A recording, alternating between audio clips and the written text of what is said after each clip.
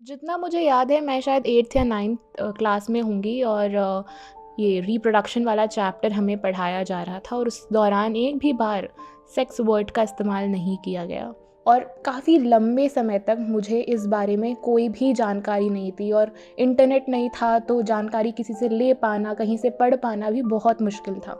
हालांकि सेक्स शब्द मेरे जहन में काफ़ी पहले से ही था, बट किसी ने, ना ही स्कूलों में, ना ही दोस्तों ने, ना ही मेरे मम्मी पापा ने मुझे इसका सही मतलब समझाया। मुझे ये याद नहीं कि मैंने सेक्स के बारे में सबसे पहले कब सुना था, क्योंकि मेरे दिमाग में सेक्स हमेशा टीवी शोज में जैसे दिखाते थे, दो फूलों का मिलना था।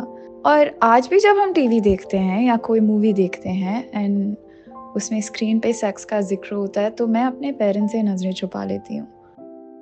सुना आपने कितना स्टिग्मा जुड़ा है, कितनी शर्मिंदगी जुड़ी है इस एक शब्द से, सेक्स। जरा इस शब्द को अपने घर में कहकर देखिए, आपको ऐसी ट्रीटमेंट मिलेगी जैसे आपने कोई क्राइम कर दिया हो, कोई अपराध कर दिया हो। ऐसा नहीं है कि शब्द से हमारे घर परिवार, हमारा समाज वाकिफ नहीं है, लेकिन ये एक स्टिग्मा है, शर्मिंदगी का विषय है। हमारा पितृसत्तात्मक समाज ना उसके लिए सेक्स के मायने सिर्फ और सिर्फ रिप्रोडक्शन यानी प्रजनन तक ही सीमित है।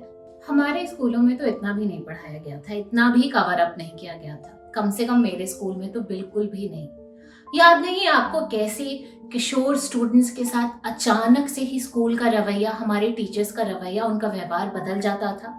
हर संभव कोशिश की जाती थी लड़के और लड़कियों को अलग रखने की। स्कर्ट से सूट पहनो, दुपट्टा ठीक से पिनअप करो, अपोजिट सेक्स से बात मत करो, वगैरह वगैरह। पितृसत्तात्मक समाज को हमेशा एक डर होता है कि अगर ये रोक टोक ना लगाई गई तो कहीं लोग अपनी यौनिकता, अपनी सेक्सुअलिटी का खुलकर इजहार ना करने लगे। और इस समाज के लिए तो यौनिकता, सेक्सुअलिटी, जेंडर हमेशा लड़का लड़की, मेल फीमेल की बाइनरी में ही होता है। तो आखिर हम इस समाज से, अपने स्कूलों से कैसे उम्मीद कर सकते हैं कि वे इन मुद्दों पर एक इंटरसेक्शनल नजरिया अपनाएं, एक समावेशी नजरिया अपनाएं। तो चलिए आज FI हिंदी के इस वीडियो में हम बात करेंगे सेक्स से जुड़े स्टिग्मा, कलंक और CSC के बारे में। सेक्स से जुड़ी शर्मिंदगी और इसका असर। हमारा पितृसत्तात्मक समाज ना सेक्स को एक बेहद डरावनी, खतरनाक प्रक्रिया के रूप में पेश करता है। इससे शर्मिंदगी को जोड़ देता है। और ऐसा नहीं है कि यह सिर्फ हमें और आपको प्रभावित करती है, यह समाज के हर इंसान को प्रभावित करती है, लेकिन लोग इस शर्मिंदगी के बारे में, इस पर चर्चा करने से, बात करने से हिचकिचाते हैं। ऐसा व्यवहार करते हैं जैसे सेक्स जैसी कोई चीज एग्जिस्ट ही नहीं करती है। चलिए हम छोटे छोटे उदाहरणों से समझने की कोशिश करते हैं कि कैसे सेक्स से जुड़ी यह शर्मिंदगी हम सभी को प्रभावित करती है। जब हम एडोलेसेंस की दहलीज पर आते हैं तो हमारे शरीर में कई तरीके के बदलाव होते हैं, लेकिन इन बदलावों को लेकर हमें कितना शर्मिंदा महसूस करवाया जाता है।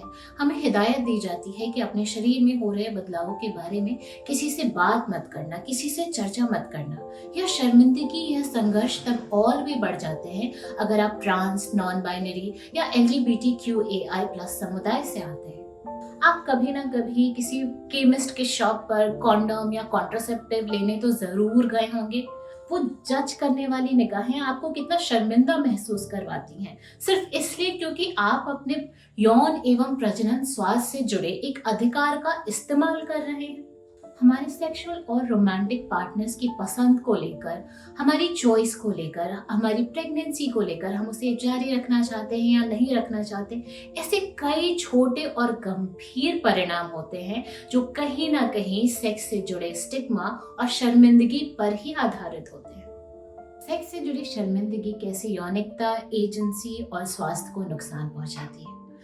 बचपन से ही हमारे अंदर सेक्स को लेकर इतनी नेगेटिविटी भर दी जाती है कि हम अपनी यौनिकता, अपनी सेक्सुअलिटी का खुलकर इजहार करने से डरते हैं। खासकर ये संघर्ष तब और बढ़ जाता है अगर हम LGBTQAI+ समुदाय से आते हैं। अगर हम गलती से अपनी यौनिकता का इजहार कर भी दें तो यह पितृसत्तात्मक समाज हमें अश्लील होने और ना जाने कितने अलग अलग तरीकों के टैग से नवाज देता है। सेक्स से जुड़ी शर्मिंदगी के कारण हमारे देश का, हमारी आबादी का एक बड़ा हिस्सा सहमति यानी कॉन्सेंट, यौन हिंसा जैसे जरूरी मुद्दों के बारे में जानकारी से दूर रहता है। क्या कहते हैं आंकड़े? चलिए इन उदाहरणों को, इन बिंदुओं को हम कुछ नंबर्स, कुछ डेटा के जरिए समझने की कोशिश करते हैं। UNFPA की एक रिपोर्ट बताती है कि दुनिया भर में हर साल आधे से अधिक प्रेगनेंसीज अनवांटेड होती हैं, अनचाही होती हैं। यहाँ हम करीब 121 मिलियन प्रेगनेंसीज की बात कर रहे हैं। आखिर इसके पीछे की वजह क्या है? सबसे बड़ी वजह है सुरक्षित सेक्स और गर्भ निरोधक के बारे में जानकारी ना होना, और अगर जानकारी हो भी तो उन तक एक्सेस यानी पहुंच का ना होना। एक सर्वे बताता है कि केवल 1% औरतों को ही अपनी माओ, डॉक्टर्स या SRHR पर आधारित अभियानों के जरिए इन मुद्दों पर जानकारी मिलती है। वहीं एक और सर्वे बताता है कि भारत के 42 से 52% स्टूडेंट्स को ये लगता है कि उनके पास सेक्स से जुड़ी पर्याप्त जानकारी नहीं है। ये आंकड़े यही बता रहे हैं कि सेक्स पर जुड़ी चुप्पी, सेक्स से जुड़ी शर्मिंदगी के कितने गंभीर और घातक परिणाम हमारे सामने आते हैं। कॉम्प्रिहेंसिव सेक्सुअलिटी एजुकेशन कैसे सेक्स से जुड़ी शर्मिंदगी और चुप्पी को खत्म करने में एक अहम भूमिका निभा सकता है। साल 1994 में संयुक्त राष्ट्र के एक अंतर्राष्ट्रीय सम्मेलन में सदस्य देशों ने, जिसमें भारत भी शामिल था, सभी ने मिलकर युवाओं के यौन एवं प्रजनन स्वास्थ्य को बढ़ावा देने की बात की थी। लेकिन आज साल 2022 में हम कहाँ हैं? आज भी जब कॉम्प्रिहेंसिव सेक्सुअलिटी एजुकेशन को स्कूलों के सिलेबस में जोड़ने की बात होती है तो हमारा सामना होता है प्रोटेस्ट से, विरोध से। इस विरोध में अभिभावकों से लेकर स्कूल प्रशासन, सरकारें सभी शामिल होती हैं। सभी को लगता है कि अगर स्कूलों में सेक्स एजुकेशन को बढ़ावा दिया जाएगा तो इससे बच्चों में, छात्रों में सेक्स के प्रति रुझान बढ़ेगा। लेकिन असल में ऐसा होता बिल्कुल नहीं है।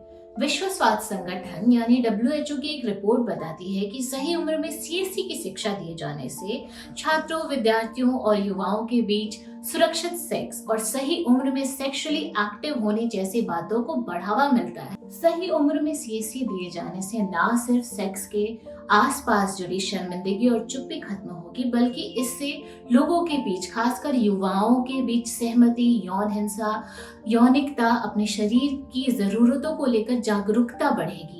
उनको कॉन्ट्रासेप्टिव और सुरक्षित सेक्स की अहमियत के बारे में पता चलेगा। साथ ही हमें यहाँ यह भी ध्यान देने की जरूरत है कि हम कब तक और आखिर क्यों संस्कृति और नैतिकता के नाम पर छात्रों को, विद्यार्थियों को CSC से दूर रख सकते हैं, जो कि उनके स्वास्थ्य से जुड़ा एक मानव अधिकार का विषय है। अगर आपको हमारे ये वीडियो पसंद आया तो इसे लाइक और शेयर करना ना भूलिए, और ऐसे ही इंटरसेक्शनल वीडियोस के लिए जुड़े रहें फेमिनिज्म इन इंडिया हिंदी के YouTube चैनल से।